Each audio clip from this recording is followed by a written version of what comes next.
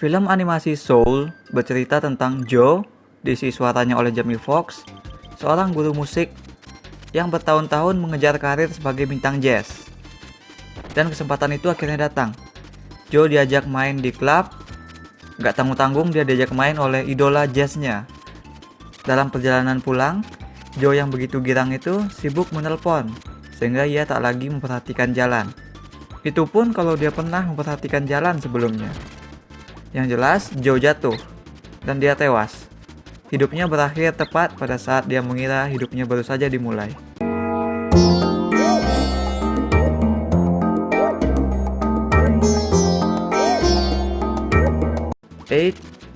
Jangan keburu sedih dulu.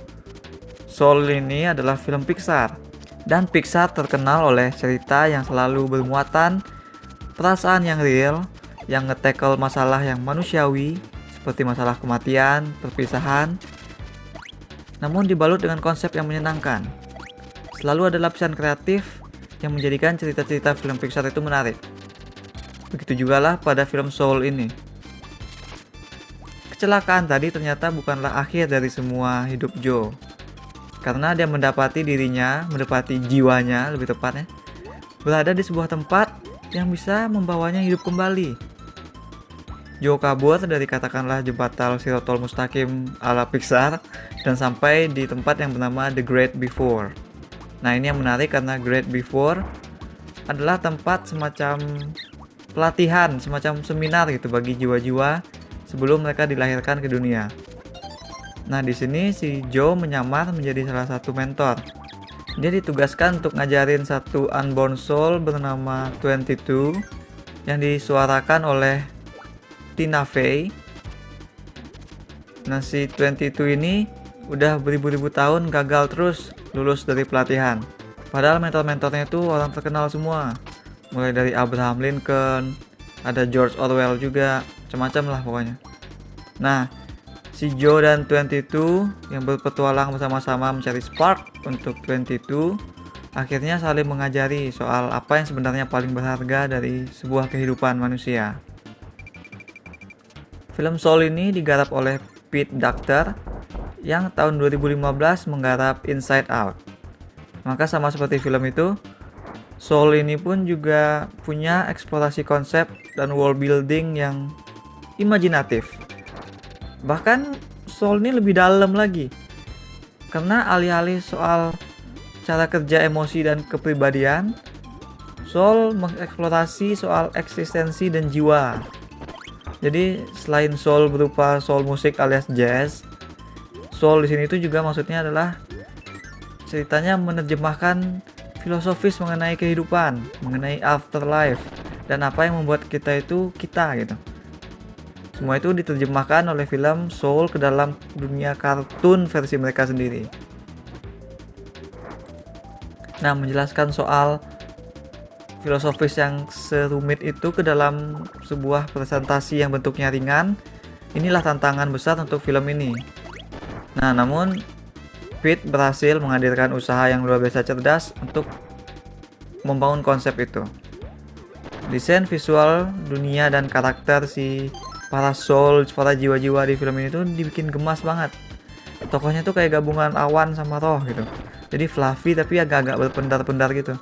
Nah, masing-masing jiwa ini tuh bentuknya unik, punya bentuk yang distintif, yang sesuai dengan penampakan fisik tubuh manusia mereka. Jadi asik, kita menyenangkan melihat versi Soul dari beberapa tokoh real tadi, beberapa tokoh kayak Abraham Lincoln yang tadi.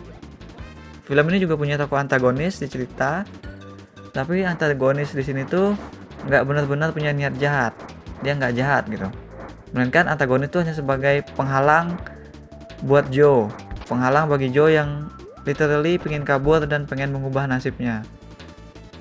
Jadi ya memang film itu masih punya pesona khas animasi Pixar yang digemari oleh anak-anak.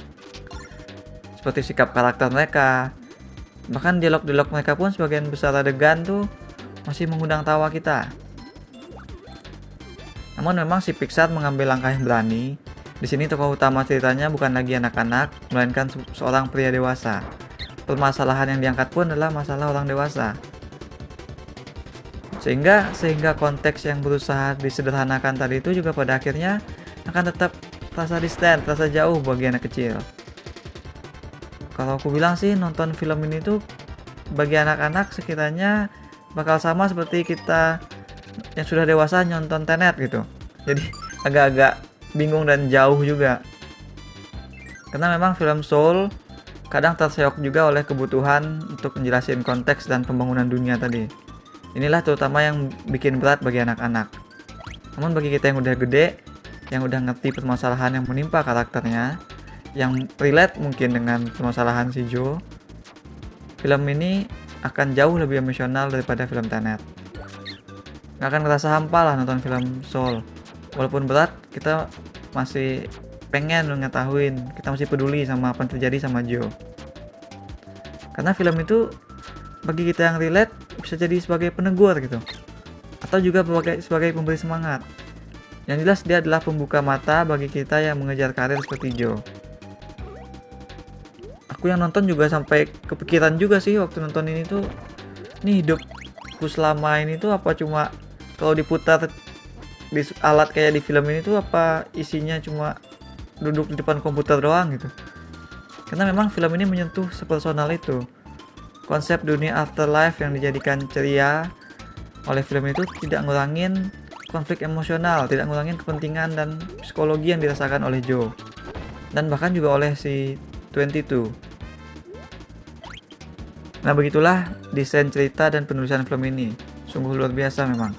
Ketika di pertengahan nanti, ada bagian cerita soal jiwa yang tertukar tubuh. Aku nggak mau spoiler banyak. Nah film ini pun di bagian itu tuh berhasil untuk nggak tersesat menjadi sebuah komedi yang receh gitu, melainkan malah semakin penting sebagai suatu bagian dari perkembangan karakter. Aku suka cara film ini nyelipin hal-hal seperti kematian, seperti keputusasaan gitu ke dalam cerita. Karena hal-hal itu tuh penting dan nggak bisa untuk nggak dimasukkan ketika kita bicara soal tujuan hidup, soal eksistensi dan kebahagiaan. Nah, maka itu sebenarnya di film ini tuh banyak aspek yang kalau kita pikirkan lagi ternyata sebenarnya sangat suram, sangat dark gitu. Misalnya soal jiwa-jiwa yang begitu banyak muncul di dekat Joe saat di jembatan, yang tiba-tiba muncul kan, itu kan nunjukin segitu banyak lah manusia yang mati setiap hari gitu. Bahkan di film itu tuh ada adegan tuh yang muncul tuh langsung bertiga. Jadi mungkin mereka ada sesuatu yang terjadi di dunia, mungkin apa ada kecelakaan apa gimana. Atau soal ketika film ini memperlihatkan tuh bahwa manusia nggak terlahir dengan jiwa gitu. Jadi jiwa itu baru turun setelah ada manusia yang lahir. Kan jiwa-jiwa itu dilatih dulu. Jadi saat diciptakan manusia itu masih kosong.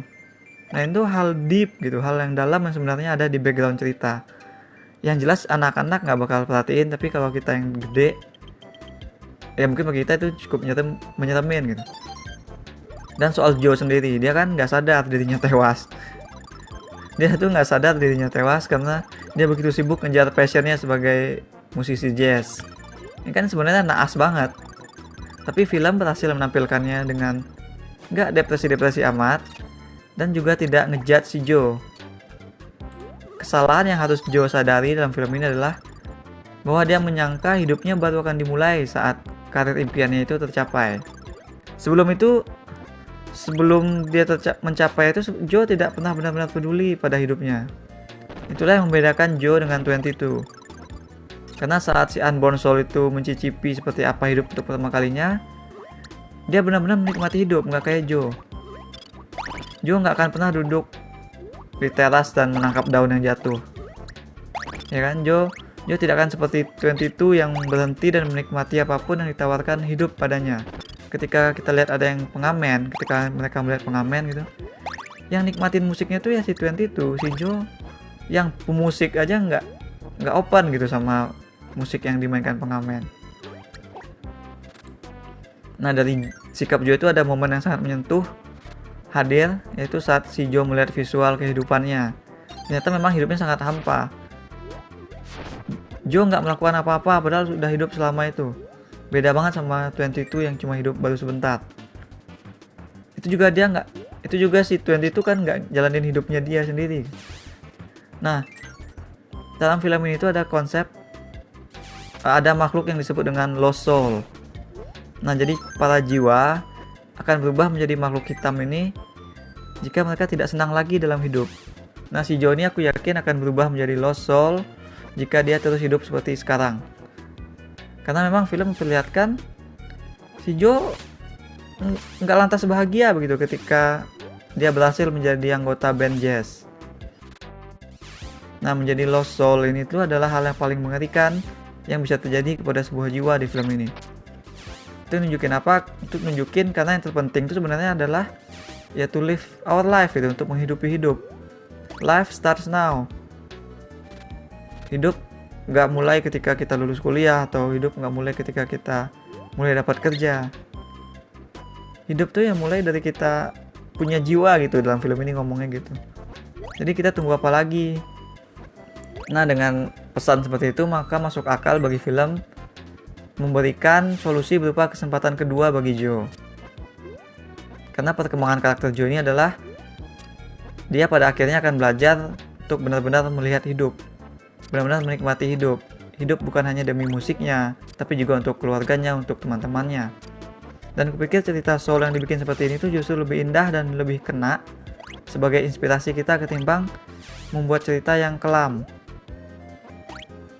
Dengan membuat seperti misalnya dengan membuat Joe benar-benar mutusin untuk terus gitu kan.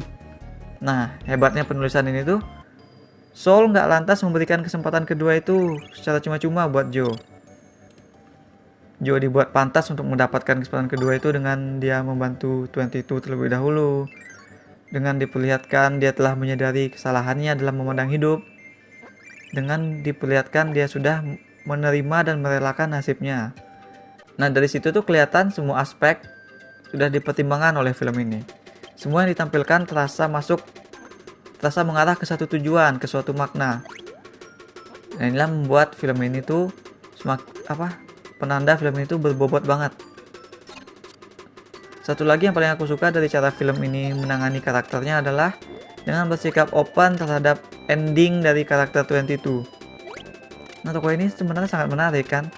22 ini benar seperti kasus paradoks klise 22. Nah, mungkin dari sini nama 22 itu berasal. Paradoks yang menyebutkan kita tuh nggak bisa ngalamin sesuatu seperti misalnya contohnya kita harus kerja supaya nambah pengalaman, tapi kita nggak bisa kerja sebelum punya pengalaman, kan itu sebagai paradoks. Nah, di film ini tuh di kasus 22 paradoks bagi dia adalah dia nggak bakal tahu seberapa enaknya hidup tanpa pernah menjalani hidup itu sendiri. Nah, memang si 22 akhirnya terjun di akhir film tuh, dia terjun untuk dilihatkan ke bumi sebagai dirinya sendiri. Dan yang aku suka adalah kita nggak diperlihatkan si 22 itu terlahir menjadi siapa gitu. Tidak ada adegan si Joe bertemu dengan 22 versi manusia. Dan ini menurutku membiarkannya tetap terbuka kayak gini tuh sungguh langkah yang bijak.